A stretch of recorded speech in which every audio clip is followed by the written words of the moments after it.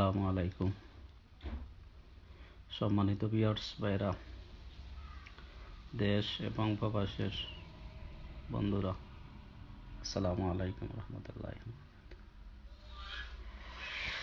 আপনারা অবশ্যই ইতিমধ্যে অবগত হয়েছেন, আজকে গোটা বিশ্বই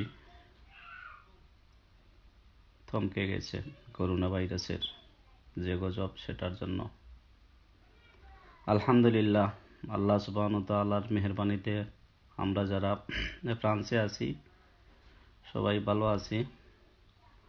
আলহামদুলিল্লাহ, দোয়া করবেন।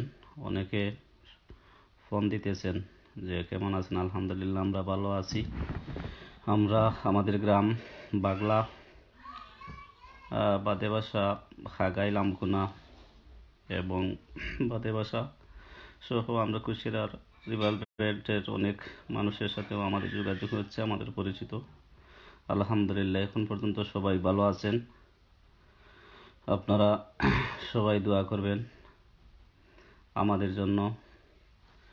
মানুষ মরণশীল, মানুষকে মৃত্যুবরণ করতে হবে, কিন্তু এমন একটি ভাইরাস, যে ভাইরাসটা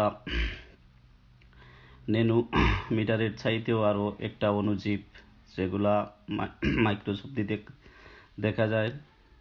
এমন একটা ভাইরাসের কারণে আজকে গোটা বিশ্ব থমকে গেছে। আজকে আমরা সপ্তম দিনের মতো ঘরের মধ্যে অবরুদ্ধ।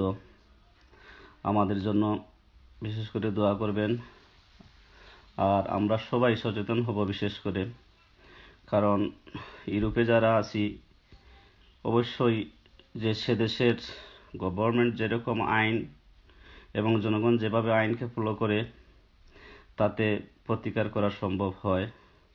কারণ আজকে গত সোমবার থেকে আমাদেরকে অবরুদ্ধ করার জন্য, গৃহ থাকার জন্য বলা হওয়ার পর থেকেই কোনো মানুষ প্রয়োজন ছাড়াই বাইরে বের হয় না।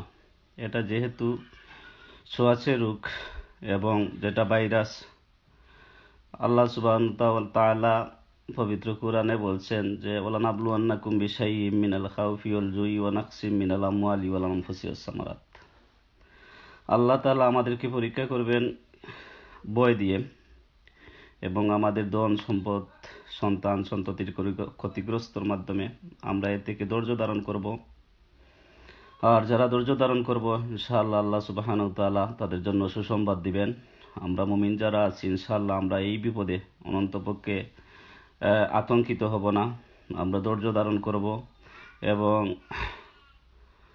আমি বিশেষ করে সবার কাছে অনুরোধ, যাতে আমরা আমাদের এই সিচুয়েশনে মহান আল্লাহ রব্বুল আলামিনের কাছে আমরা সবাই যেন নামাজ পড়ে দোয়া করি। আল্লাহ সবাইকে